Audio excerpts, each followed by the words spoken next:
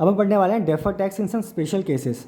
अब हम बात करेंगे कुछ स्पेशल केसेस देंगे, उस केस में हम डेफर टैक्स कैसे बनाते हैं, कैसे कैलकुलेट करते हैं। First is investment in subsidiary, associate और जॉइंट वेंचर। ये हमारी बुक्स में एज असेट शो करता है, यानी अगर आप किसी कहीं पे भी इन्वेस्टमेंट करते हो अपनी किसी एसोसिएट में, जॉइंट वेंचर में। एसोसिएट कब बनती है? हमें पता है 20% अगर आप इक्विटी शेयर होल्डिंग खरीद लो किसी कंपनी की तो वो आपकी एसोसिएट बन जाती है। जॉइंट वेंचर आपको पता है, जॉइंट वेंचर बन जाता है अगर हमने कुछ इन्वेस्टमेंट किया, जॉइंट वेंचर बन जाता है। तो हम बात कर रहे हैं जब उस केस में हम लोग कैसे डेफर्ड टैक्स कैलकुलेट करते हैं। कैरिंग अमाउंट कैसे निकलता है? जो भी आपने इन्वेस्टमेंट किया है उसकी total cost plus minus share in profit and loss of subsidy, associate और जॉइंट वेंचर। यानी जो भी आपके एसोसिएट ने प्रॉफिट अर्न किया है ड्यूरिंग द ईयर, एक साल में, उसका जो भी शेयर होगा। लेट्स से अगर आप 20% आपने शेयर होल्डिंग खरीदी है तो उसका 20% आपका प्रॉफिट और लॉस में शेयर हो जाएगा। वो आप ऐड और लेस कर दोगे। अगर प्रॉफिट है तो आप ऐड कर दोगे, अगर अगर आपको उनको लॉस है तो आप माइनस कर दोगे अपना शेयर।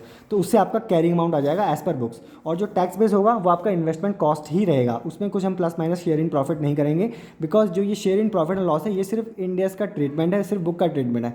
ये इनकम टैक्स एक्ट में जो है ऐड माइनस तब होता है जब एक्चुअल में आपको वो प्रॉफिट डिस्ट्रीब्यूट हो जाता है, रिसीव हो जाता है। और डिस्ट्रीब्यूट कब होगा? जब आपके एसोसिएट आपको डिविडेंड डिस्ट्रीब्यूट करेगी। ये शेयर प्रॉफिट आपको कब आएगा? जब आपको डिविडेंड डिस्ट्रीब्यूट करेगी आपके एसोसिएट कंपनी, तब तक ये नहीं आएगा। तो हम टैक्स पेस हमेशा इन्वेस्टमेंट कॉस्ट ही लेते हैं जो आपकी एक्चुअल की कॉस्ट है, उसमें हम plus minus share in profit loss add minus नहीं करते हैं।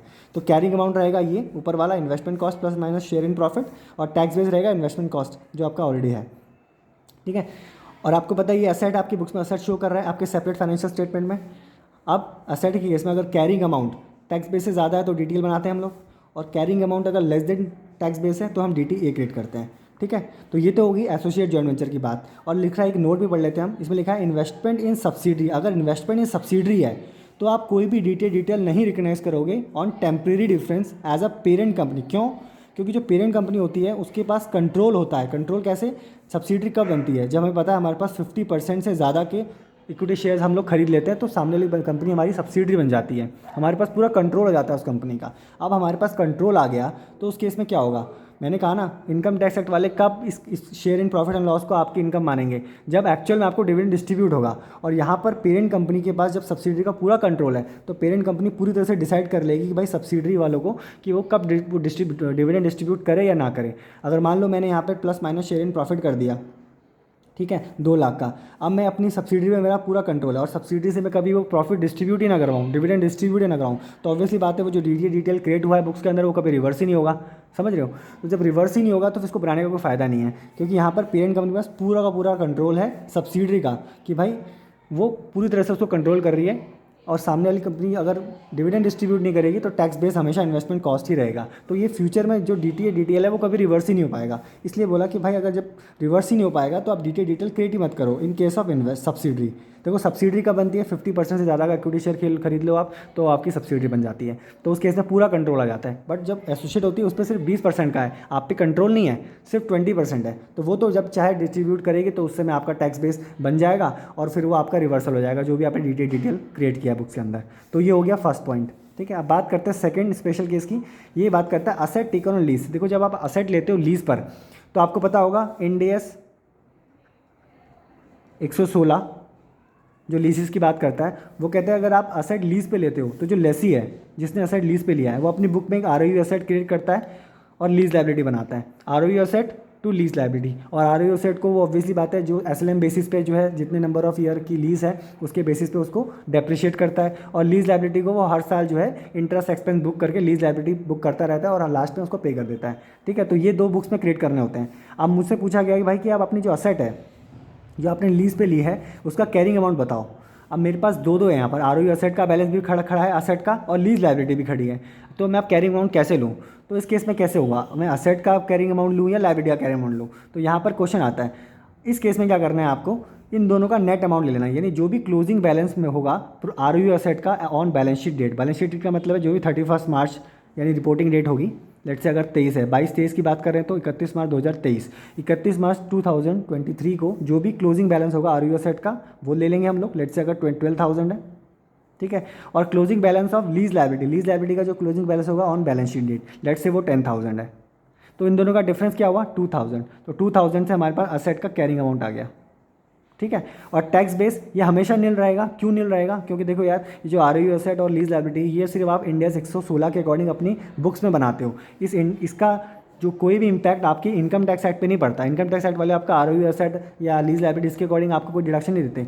जो आप लीज रेंट पे कर रहे हो अपने लेसर को, उसका आपको डिडक्शन उसी समय मिल जाता है जिस साल में आप पे कर रहे हो। तो हर साल आप जो भी लीज रेंट पे कर रहे हो उसका डिडक्शन आप क्लेम कर लेते हो पेमेंट बेसिस पे। इनकम टैक्स एक्ट वाले पूरा उसका डिडक्शन देते हैं। तो ना वो कोई आरओयू एसेट का बैलेंस रखते हैं, ना कोई लीज लायबिलिटी रखते हैं। तो उस केस में तो आपका कोई भी यहाँ पे एसेट और लायबिलिटी होगी नहीं। सारा का सारा आपको जो लीज रेंट के बेसिस पे आपको अलाउ हो जाता है सारा खर्चा। तो ये आरओयू एसेट और लीज लायबिलिटी ये सिर्फ बुक्स के अंदर दिखेगा आपको, ये इनकम टैक्स एक्ट में कोई बैलेंस नज़र नहीं आएगा। तो उसके हिसाब से टैक्स बेस हमेशा नील रहेगा। ठीक है। और यहाँ पर कैरिंग अमाउंट मैंने बताया दिया आप कैसे कैलकुलेट करोगे।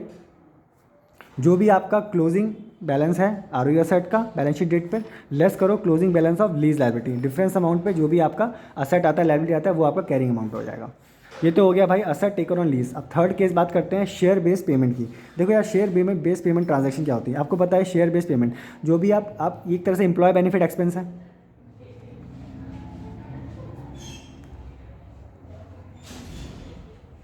ये एक तरह का ऑप्शन हम लोग अपने एम्प्लॉयज़ को देते हैं कि भाई हम अपने एम्प्लॉयज़ को रिटेन करना चाहते हैं फ्यूचर के लिए। हमें पता है इसका इंडिया 702 होता है। उसके अकॉर्डिंग हम लोग हर साल एम्प्लॉय बेनिफिट एक्सपेंस कैलकुलेट करते हैं फेयर वैल्यू पे। ठीक है। फेयर वैल्यू पे हम लोग एम्प्लॉय बेनिफिट एक्सपेंस कैलकुलेट करते हैं और उसको पीएल में ट्रांसफर करते हैं। तो एक्चुअल में तो कोई एसेट होता ही नहीं है। तो हम जब खर्चा बुक करते हैं employ benefit expense debit to share based payment का जो भी रिजर्व क्रिएट करते हैं, तो ना ही कोई यहाँ पर असेट क्रिएट हो रहा, ना ही लायबिलिटी क्रिएट हुई। तो डेफर टैक्स असेट कैसे बनेगा, डेफर टैक्स लायबिलिटी कैसे बनेगी? तो यहाँ पर क्वेश्चन आता है। तो यहाँ पर एक एग्जाम्पशन लेके चलते हैं हम ये लेके चलते हैं कि जो भी आपका एम्प्लॉय बेनिफिट एक्सपेंस है हम इसको असेट मान के चलते हैं कि ये असेट है एक तरह से। तो असेट है तो हमने इसका जो कैरिंग अमाउंट है वो हमेशा हम लोग देखेंगे वो नील रहेगा। ऑब्वियसली बात है कि इसका जो कैरिंग अमाउंट है वो नील रहेगा, क्योंकि सारा का सारा एम्प्लॉय बेनिफिट एक्सपेंस आपको पीएल में मिल जाता है। पीएल में चला जाता है, कोई असेट तो क्रिएट होता ही नहीं बुक्स के अंदर, और ये पीएल में जाता है एम्प्लॉय बेनिफिट एक्सपेंस। आप क्या करते हो, फेयर वैल्यू के हिसाब से हर साल एम्प्लॉय बेनिफिट एक्सपेंस देख लेते हो कि फेयर वैल्यू के हिसाब से कितना कितना आपके पीएल में जाना चाहिए।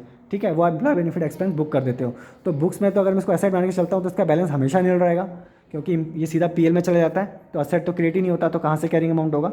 टैक्स बेस क्या होगा? देखो टैक्स बेस होगा जो भी employ benefit expense to be recognise till the date based on intrinsic value of option. देखो यहाँ पर एम्प्लॉय बेनिफिट एक्सपेंस क्या होगा, जो भी आपका एम्प्लॉय बेनिफिट एक्सपेंस बुक हो जाना चाहिए टिल द डेट, जैसे मैं जिस डेट पे बना रहा हूँ, लेट से 31 मार्च पे बना रहा हूँ मैं, 31 मार्च 2023 ये आपकी रिपोर्टिंग डेट है। इस डेट तक जितना भी एम्प्लॉय बेनिफिट एक्सपेंस बुक हो जाना चाहिए था, कौन से बेसिस पे, इंट्रिंसिक वैल्यू ऑफ ऑप्शन की इंट्रिंसिक वैल्यू पे लेंगे। यहाँ पर हम फेयर वैल्यू क्यों नहीं लेते? देखो यहाँ पर हम बुक तो जो करते हैं एम्प्लॉय बेनिफिट एक्सपेंस वो तो फेयर वैल्यू भी बुक करते हैं इंडिया 102 के अकॉर्डिंग, बट जो पेमेंट होती है आपको पता हो, जो पेमेंट होती है वो पेमेंट हमेशा 10 जो पेमेंट होती है हमेशा इंट्रिंसिक वैल्यू ऑफ ऑप्शन के अकॉर्डिंग पे होती है। तो वो कहते हैं भाई जब पेमेंट आपको इंट्रिंसिक वैल्यू पे करनी है तो आप यहाँ टैक्स बेस लोगे, वो किस पे लोगे, इंट्रिंसिक वैल्यू ऑफ ऑप्शन पे लोगे, ना कि फेयर वैल्यू पे। ठीक है। तो यहाँ पर एम्प्लॉय बेनिफिट एक्सपेंस कितना रिकग्नाइज हो जाना चाहिए था, till the date based on intrinsic value option, तो वो हमेशा कुछ ना कुछ आ जाएगा आपका। ठीक है। तो यहाँ पर फिर डिफरेंस हम हमेशा निकाल लो। कैरिंग अमाउंट हमेशा आपका क्या होगा, कमी होगा, जीरो ही होगा। टैक्स बेस हमेशा कुछ ना कुछ रहेगा। तो यहाँ पर हमेशा डेफर टैक्स असेट ही बनेगा, यहाँ पे डेफर टैक्स लायबिलिटी बनेगी नहीं, क्योंकि कैरिंग अमाउंट हमेशा जीरो होगा और टैक्स बेस कुछ ना कुछ होगा। तो हमेशा इस केस में आपको पता है असेट के केस में जब भी कैरिंग अमाउंट ज़्यादा होता है टैक्स बेस से तो हम लोग डीटीए बनाते हैं, तो हर साल डीटीए बन जाएगा। ठीक है। Share based transaction consider as an asset, हम लोग शेयर बेस्ड ट्रांजैक्शन को एक असेट जो है ट्रीट करेंगे, तभी आपका डेफर टैक्स असेट बन सकता है, अदरवाइज हम नहीं बना सकते। तो हमने उसको ट्रीट कर लिया असेट, और वो हमेशा जो है आपका डीटीए ही इस पर बनेगा हमेशा। ठीक है। अब अगला बात करते हैं। देखो फोर्थ स्पेशल केस क्या होगा, ये कह रहा है भाई asset liabilities relating to any expense not deductible not allowed in income tax. देखो कुछ ऐसे खर्चे होते हैं जो आपको इनकम टैक्स में अलाउ ही नहीं होते। मैंने कहा ना, जो खर्चे आपको अलाउ ही नहीं होते, परमानेंट बेसिस पे अलाउ नहीं होते, तो उस पर कभी भी डिटेल नहीं बनता। ठीक है। मैंने कहा ना, जो डिटेल है वो हमेशा टेम्परेरी डिफरेंस पे बनता है, यानी आपको कोई खर्चा आज अलाउ नहीं हुआ बट वो इनकम टैक्स एक्ट में फ्यूचर में अलाउ हो जाएगा। जैसे मैंने 43B के कुछ एग्जांपल दिए थे, ग्रेच्युटी, लीव इनकैशमेंट, ठीक है, इंटरेस्ट ऑन शेड्यूल बैंक, ये सारे खर्चे आपको पेमेंट बेसिस पे अलाउ होते हैं, बट ये तब तक अलाउ नहीं थे जब तक आप उसकी पेमेंट नहीं करते। तो उस केस में हम डिटेल बनाते थे, क्योंकि वो टाइमिंग डिफरेंस की वजह से आपका डेफर टैक्स का असेट और लायबिलिटी बनता था। ठीक है। और यहाँ पर कुछ ऐसे खर्चे हैं जो जिन पर आपको कभी भी इनकम टैक्स में डिडक्शन नहीं मिलती है। जैसे कि मैं एग्जांपल दूँ, चैरिटेबल डोनेशन टू, जैसे इनकम टैक्स का जो भी खर्चे होते हैं, इनकम टैक्स एक्सपेंस, टीडीएस और इनकम टैक्स, ये कभी भी आपको खर्चा अलाउ नहीं होता। पेनल्टीज़ हैं वो सारी आपको डिसअलाउ होती हैं, वो कभी आपको फ्यूचर में ही अलाउ नहीं होती हैं, मतलब वो कभी अलाउ नहीं होंगी। तो वो हमेशा परमानेंट आपका रहेगा डिफरेंस। और यहाँ पर वो इनकम भी लेनी है जो टैक्सेबल नहीं होगी इनकम टैक्स एक्ट में, मतलब वो कभी टैक्सेबल नहीं होगी, तो ये भी परमानेंट है कि कभी टैक्सेबल ही नहीं होंगी। टेम्प्रेरी तब होता है कि जो आज है, आज टैक्सेबल नहीं है बट फ्यूचर में टैक्सेबल होगा, या आज उसका डिडक्शन नहीं मिला फ्यूचर में मिल जाएगा, समझ रहे हो। तो वो है टेम्परेरी डिफरेंस। और परमानेंट मतलब जिसका कभी भी डिडक्शन नहीं मिलेगा फ्यूचर में, या जिसका कभी भी इनकम कभी टैक्सेबल ही नहीं होगा, तो वो होता है परमानेंट। और परमानेंट डिफरेंसेस में कभी भी आपके DTA DTL नहीं बनते हैं, ठीक है। So no DTA DTL as is recognise as it will not allowed in future. हम एज्यूम लेके चलते हैं जो टैक्स बेस है वो आपकी कैरिंग अमाउंट के बराबर होगा और हमेशा ये परमानेंट टेम्परेरी डिफरेंस होगा, तो कभी भी DTA DTL बुक्स में नहीं बनेगा।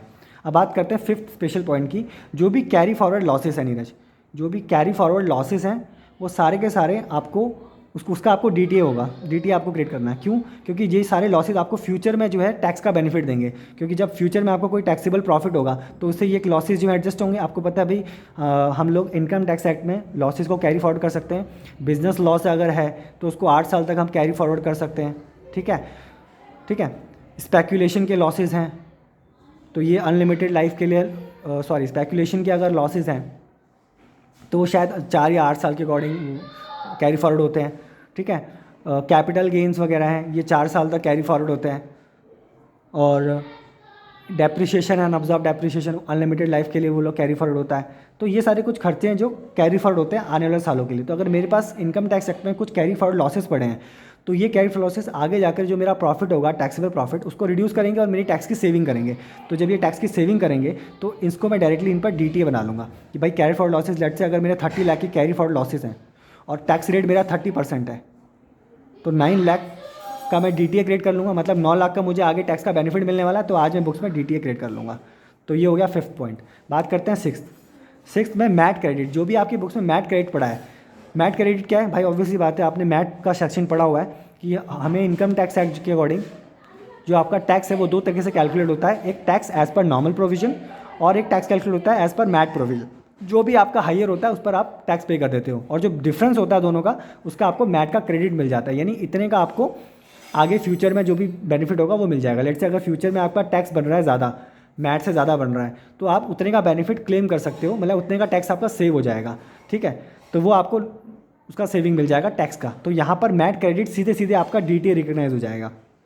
लेट से अगर मैट क्रेडिट 10 लाख का पड़ा है तो 10 लाख से आपको टैक्स में बेनिफिट मिल जाएगा, तो 10 लाख का आप DTA क्रिएट कर दो। अब यहाँ पर आपको रेट से मल्टीप्लाई नहीं करना, जो टैक्स रेट है उससे मल्टीप्लाई नहीं करना। क्यों नहीं करना? क्योंकि ये खुद ही टैक्स है। ये 10 लाख डायरेक्टली आपको 10 लाख का टैक्स बेनिफिट देगा। ये कोई वो नहीं है कि जैसे अब लॉसेस है, लॉसेस में वो लॉसेस आपके टैक्सेबल प्रॉफिट को रिड्यूस कर रहे थे, जिस पे 30% आपको टैक्स का बेनिफिट मिलेगा। ये तो खुद ही टैक्स है, ये तो खुद ही मैट का क्रेडिट है जो खुद ही टैक्स है 10 लाख का, तो इस पर दोबारा थोड़ी टैक्स आप कैलकुलेट करोगे। तो ये खुद ही 10 लाख है, तो आपको इस पर टैक्स रेट मल्टीप्लाई नहीं करना है, सीधा 10 लाख का आप DTA क्रिएट कर दो, ठीक है। तो वो आपको DTA बन जाएगा। तो कैरी फॉरवर्ड लॉसेस इसमें DTA बन जाएगा आपका, क्योंकि आने वाले टैक्सेबल प्रॉफिट से आपको टैक्स की सेविंग हो जाएगी। मैट क्रेडिट सीधा सीधा आप इसको DTA बना दो, इसमें कोई टैक्स रेट की मल्टीप्लाई करने की ज़रूरत नहीं है, ठीक है। तो ये हो गया आपका मैट क्रेडिट। अगला बढ़ते हैं।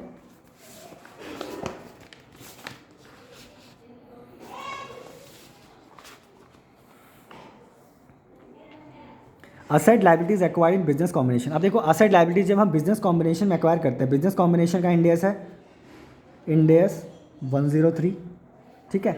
जब आप बिजनेस कॉम्बिनेशन में कोई भी असेट लाइबिलिटीज एक्वायर करते हो, किसी कंपनी का बिजनेस एक्वायर कर रहे हो, तो ऑब्वियसली बात है उसके असेट एक्वायर करोगे, असेट और लाइबिलिटीज़ को, ठीक है।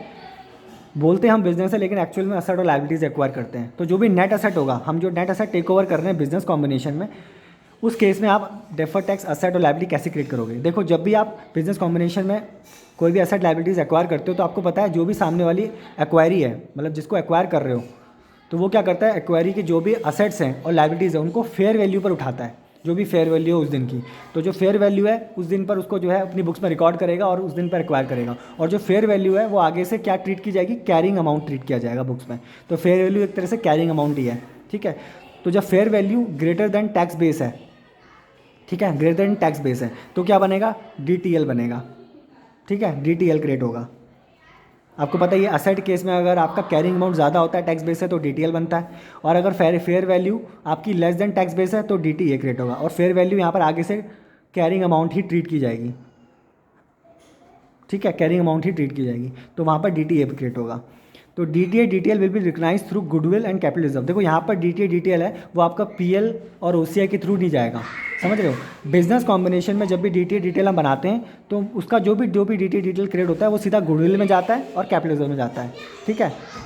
अगर DTL होगा तो हम लोग गुडविल में उसको डेबिट करेंगे, और अगर DTA होगा तो कैपिटल रिजर्व में डेबिट करेंगे। तो वहाँ पर आपको कोई PL और OCI में लेके नहीं जाना, सीधा गुडविल और कैपिटल रिजर्व में लेके जाते हैं, क्योंकि आपको पता है जब आप बिजनेस एक्वायर करते हो तो जितने भी एसेट लायबिलिटीज़ हैं उनका जो भी नेट डिफरेंस होता है, अगर आपने ज़्यादा पे कर दिया, ठीक है, अगर आपने ज़्यादा पेमेंट करी हुई है, आपके असेट कम है, लायबिलिटीज़ ज़्यादा हैं, तो वो बैलेंस डिफरेंस अमाउंट आपका गुडविल में जाता है। और अगर आपके असेट्स की वैल्यू ज़्यादा है और लायबिलिटीज़ की कम है तो जो डिफरेंस अमाउंट है वो कैपिटल रिजर्व में जाता है, ठीक है। तो यहाँ पर DTA DTL भी जो जाएगा डिफरेंस अमाउंट वो गुडविल और कैपिटल रिजर्व में जाएगा, ना कि PL OCI में, ठीक है। और टैक्स रेट वही जो एप्लीकेबल होगा एक्वायरी एंटिटी, जो भी जिसको भी एक्वायर कर रहे हैं हम, उस कंपनी का, उस एंटिटी का जो भी टैक्स रेट उस पर जो एप्लीकेबल है उस रेट से हम लोग DTA DTL कैलकुलेट करेंगे, ठीक है। और टैक्स बेस अगर स्पेसिफिकली मेंशन नहीं है क्वेश्चन में तो आप क्या लोगे, जो भी एग्जिस्टिंग कैरिंग अमाउंट है एसेट लायबिलिटीज़ का एक्वायरी की बुक्स में, जब एक्वायरी की बुक्स में जो भी कैरिंग अमाउंट होगा, जैसे मैं एक्वायरी की बुक से मैं असेट खरीदा हूँ, उसकी एक्वायरी की बुक्स में जो वैल्यू आ रही है वो आ रही है 10 लाख और उसकी फेयर वैल्यू है 12 लाख, ठीक है। तो जो एक्वायरर है वो तो अपनी बुक्स में कैरिंग अमाउंट जो है वो 12 लाख ही लेगा, ठीक है, और उस जो टैक्स बेस है वो 10 लाख ले लिया जाएगा। ये जो कैरिंग अमाउंट, ये टैक्स बेस कौन सा होगा, कैरिंग अमाउंट ऑफ एक्वायरी, ठीक है। तो ये हो गया। तो ये बिजनेस कॉम्बिनेशन केस मैंने पढ़ लिया, 7 केस, जब आपको कैसे DTA DTL रिकॉर्ड करना है, और रिकॉर्ड होगा किसके थ्रू, गुडविल और कैपिटल रिजर्व के थ्रू, ठीक है। अब बात करते हैं कुछ अदर पॉइंट्स की। और देखो अदर पॉइंट्स में क्या क्या है, अदर पॉइंट्स में क्या क्या है। कंडीशंस बोल रहा है फॉर रिकग्नाइज DTA। देखो DTL तो हम लोग रिकॉर्ड कर लेते हैं, DTL हम रिकॉर्ड करते हैं जैसे मुझे लगता है भाई आप आगे मेरे को डेफर्ड टैक्स का एडिशनल पेमेंट करना पड़ेगा इन फ्यूचर, तो मैं डेफर्ड टैक्स लायबिलिटी क्रिएट कर देता हूँ बुक्स में। प्रिंसिपल हमारा हमेशा प्रूडेंस प्रिंसिपल, कंजर्वेटिव प्रिज्म रहता है कि भाई अगर लायबिलिटी दिख रही है फ्यूचर में, कुछ आपको लॉसेस दिख रहे हैं, कुछ आपको लायबिलिटीज़ लग रही है, तो आप उसका प्रोविजन बना लो। तो हम लोग क्या करते हैं, DTL क्रिएट कर लेते हैं प्रूडेंस प्रिंसिपल के अकॉर्डिंग। और DTA की कंडीशंस होती हैं, देखो अगर असेट आप क्रिएट कर रहे हो बुक्स के अंदर तो प्रूडेंस प्रिंसिपल सोच समझ कर आप असेट क्रिएट करो, ठीक है। तो उसमें तो आपको प्रूडेंस प्रिंसिपल लगाना पड़ेगा। तो वो कहता है कि भाई अगर DTA बन रहा है बुक्स में, DTA बनाना है बुक्स में, तो उसकी कुछ कंडीशन है, DTA कब रिकॉर्ड करना है। पहला केस देखो, अगर बुक्स में DTA रिकॉर्ड करना है, आज अगर आप DTA रिकॉर्ड कर रहे हो तो आपको ये कन्फर्मेशन होनी चाहिए कि ये DTA कल को फ्यूचर में रिवर्स होगा। फ्यूचर में रिवर्स होगा तभी DTA में क्रिएट कर रहा हूँ। अगर फ्यूचर में रिवर्स होने के मुझे कोई चांसेस ही नहीं दिख रहे, ठीक है, मुझे फ्यूचर में चांसेस ही नहीं दिख रहे, तो मैं DTA क्यों बनाऊंगा, समझ रहे हो। तो DTA बनाने की फिर रिक्वायरमेंट ही नहीं है। तो कंडीशन ये है कि अगर मुझे लगता है कि फ्यूचर में जो है सफिशिएंट टैक्सेबल प्रॉफिट होगा, फ्यूचर में अगर सफिशिएंट टैक्सेबल प्रॉफिट होगा तभी मुझे DTA क्रिएट करना है, अदरवाइज मुझे DTA क्रिएट नहीं करना। क्योंकि टैक्सेबल प्रॉफिट होगा फ्यूचर में तो ऑब्वियसली बात है फिर टैक्स का मुझे खर्चा बनेगा, टैक्स का खर्चा बनेगा तभी मैं डेफर्ड टैक्स पे सेविंग ले पाऊंगा। लेट से अगर मुझे फ्यूचर में टैक्सेबल प्रॉफिट होता है और 30,000 का मेरा टैक्स बनता है और मेरे पे DTA ऑलरेडी 20,000 का पड़ा हुआ है, तो 30,000 और 20,000 का बेनिफिट ले लूँगा मैं। तो तभी ले पाऊंगा बेनिफिट जब फ्यूचर में कुछ टैक्सेबल प्रॉफिट होंगे, और टैक्सेबल प्रॉफिट होंगे तभी टैक्स होगा, और टैक्स होगा तभी मैं DTA का बेनिफिट ले पाऊंगा, तभी DTA रिवर्स होगा, तभी टैक्स का मुझे बेनिफिट मिल पाएगा। अगर मुझे लगता है फ्यूचर में प्रॉफिट ही नहीं होने वाले कुछ भी, तो मैं DTA क्यों क्रिएट करूँगा, ठीक है। DTA क्रिएट करने का कुछ फ़ायदा नहीं है, क्योंकि फ्यूचर में DTA रिवर्स ही नहीं हुआ। DTA बना इसलिए रहा हूँ ताकि फ्यूचर में रिवर्स होगा।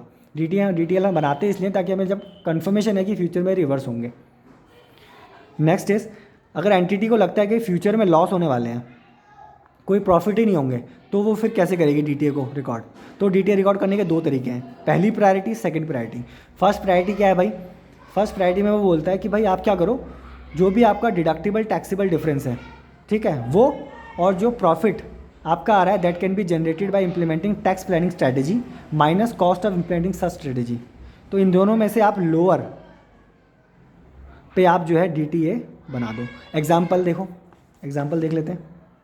देखो अगर मान लो मेरे को DTA बनाना है और मेरी बुक्स में डिडक्टिबल टैक्सेबल डिफरेंस वो 10,000 का आ रहा है, ठीक है, और रेट है 30%, तो इस पर 30% में बनाऊंगा यानी 3,000, ठीक है। अब मुझे लग रहा है फ्यूचर में प्रॉफिट होने वाले नहीं है, ठीक है। अब मैं क्या करूँगा, मुझे पता है फ्यूचर में प्रॉफिट होंगे नहीं, अब मुझे प्रॉफिट खुद क्रिएट करने पड़ेंगे कि यार फ्यूचर में तो प्रॉफिट होने वाले नहीं, अगर प्रॉफिट ही नहीं होंगे तो मेरा टैक्स नहीं बनेगा, टैक्स नहीं बनेगा तो मैं टैक्स गवर्नमेंट को पे नहीं करूँगा, और इससे मेरे को आगे खतरा है। क्योंकि बिजनेस का चलता रहना बहुत ज़रूरी है, बिज़नेस में प्रॉफिट होना बहुत ज़रूरी है। बिज़नेस में प्रॉफिट होगा, मैं गवर्नमेंट को टैक्स पे करूँगा, तभी मुझे आगे जाके कोई भी कंपनीज़ आगे कंपनी मुझ पर इन्वेस्टमेंट करेगी, कोई दूसरी कंपनी इन्वेस्टमेंट करेगी, इन्वेस्टर्स अपना पैसा लगाएंगे, बैंक मुझे लोन देगा, तभी लोन देगा। तो मैं कुछ ऐसी स्ट्रेटेजी अपना सकता हूँ, तो टैक्स प्लानिंग स्ट्रेटजी कर सकता हूँ जिससे मैं अपने प्रॉफिट्स को बढ़ा सकूँ। ठीक है, प्रॉफिट को बढ़ा सकूँ।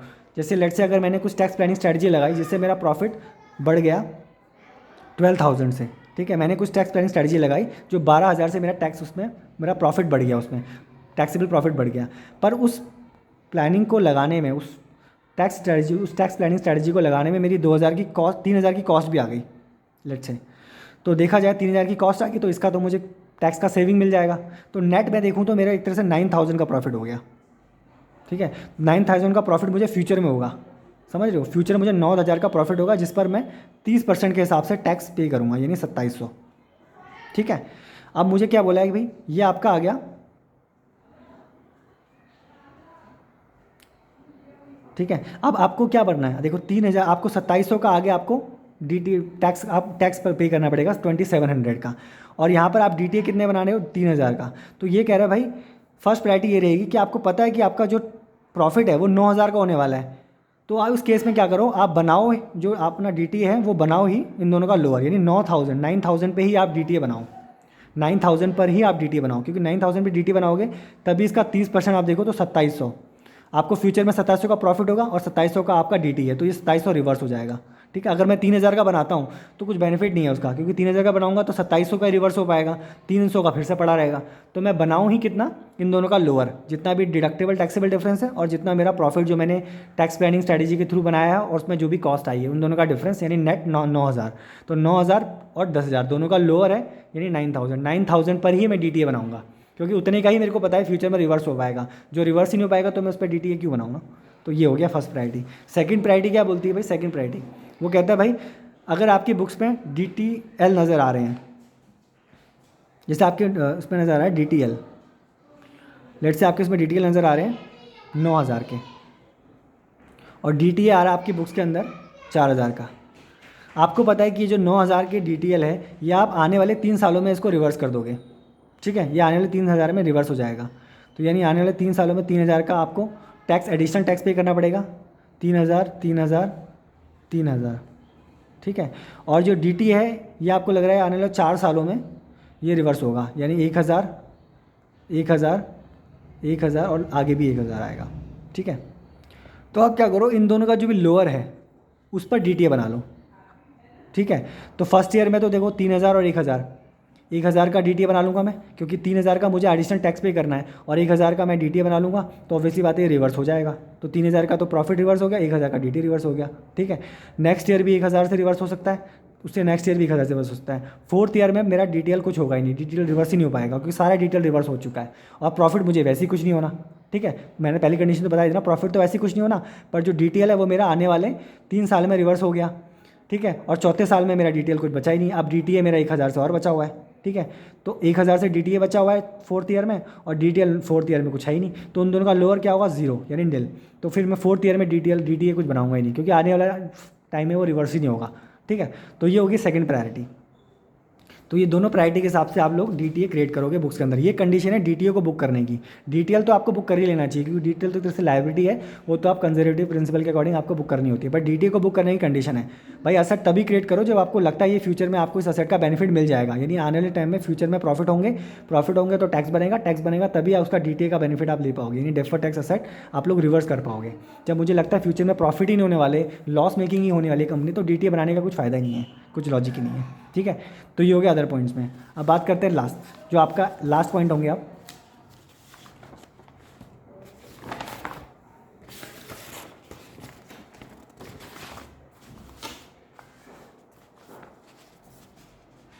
अब बात करते हैं tax reconciliation, disclosure in financial statement. देखो इंड AS 12 के अकॉर्डिंग आपको टैक्स रिकन्सिलेशन डिस्क्लोजर भी देना पड़ता है आपके फाइनेंशियल स्टेटमेंट में। ठीक है, कैसे देना पड़ता है, एक तो आपको एब्सोल्यूट नंबर में देना पड़ता है, दूसरा आपको परसेंटेज में देना पड़ता है। कुछ नहीं है इसमें, सिर्फ रिकन्सिलेशन है। आपको बताना होता है कि जो आपका टैक्स एक्सपेंस है, टैक्स एक्सपेंस आपको पता है आपके करंट टैक्स और आपके डेफर्ड टैक्स, इन दोनों का टोटल होता है। ठीक है, इस पर आपको रिकन्सिलेशन बनाना है। ठीक है, profit before tax as per books जो भी आप यहाँ पे लिख दोगे, उस पर जो भी टैक्स लगने वाला है वो आप लिख दोगे यहाँ पर टैक्स रेट जो भी एप्लीकेबल है, ये आ गया आपका टैक्स, ठीक है। उसमें आप टैक्स ऐड कर दो items on which is not allowed in income tax, जो कि परमानेंटली आपको इनकम टैक्स में अलाउ ही नहीं होंगे, जैसे कि जिस पर DTA बनता ही नहीं है, मैंने कहा ना, जो आपको खर्चे कभी भी अलाउ नहीं होने वाले फ्यूचर में, तो उस पर आप DTA क्यों बनाओगे ना, तो उस पर DTA बनता ही नहीं है। उस पर जो भी टैक्स होगा वो आप क्या कर दोगे, ऐड कर दोगे, ठीक है। तो जो भी आपका टोटल होगा वो वहीं पर ही पहुंच जाएगा, क्योंकि देखो करंट टैक्स ये वो है जिस पर आपको एज़ पर बुक्स जो खर्चा है वो भी अलाउ हो गया, और इनकम जो टैक्सेबल है वो भी हो गई, और as per income tax act भी जो है खर्चा उसी साल में आपको अलाउ हो गया, ठीक है। और डेफर टैक्स हम बना लेते हैं, जो खर्चा आपको बुक्स में अलाउ हो गया लेकिन इनकम टैक्स एक्ट में आने वाले सालों में अलाउ होगा, तो उसके लिए हम डेफर टैक्स बना लेते हैं। तो ये तो हमने बना ही लिया। अब बचे कौन से, वो खर्चे जो कभी अलाउ ही नहीं होंगे, या वो इनकम जो कभी टैक्स ही नहीं होगी, उन पर जो है मैंने उन आइटम्स के ऊपर मैंने जो भी टैक्स है वो प्लस और माइनस कर दिया है। तो वो मैंने प्लस कर दिया, तो जो ऐड होकर के जो भी रिकन्सिलेशन वो बना वो टैक्स एक्सपेंस वही आएगा जो आपका ये जो ऑलरेडी हमने यहाँ पे निकाला होगा, करंट टैक्स और डेफर टैक्स, ठीक है। आप इसको परसेंटेज में देख लेते हैं। परसेंटेज में भी सेम वैसी है, जो भी एप्लीकेबल रेट है टैक्स का 30%, उसमें आप ऐड कर दो जो भी टैक्स ऑन आइटम्स और not allowed in income tax, जो टैक्स उस आइटम्स पे जिस पर आपको इनकम टैक्स में बेनिफिट नहीं मिलने वाला, जैसे कि इंटरेस्ट ऑन TDS हैं, कुछ खर्चे हैं जिन पर आपको कभी भी बेनिफिट नहीं मिलने वाला फ्यूचर में भी, ठीक है। जैसे इंटरेस्ट ऑन TDS हो गया, इनकम टैक्स पर हो गया, ये खर्चे डिसअलाउ होते हैं, ये कभी आपको अलाउ ही नहीं होते फ्यूचर में भी, ठीक है। जैसे कि इनकम पेनल्टीज़ हो गई, पेनल्टीज़ आपको अलाउ नहीं होती, कभी भी अलाउ नहीं होती, ठीक है।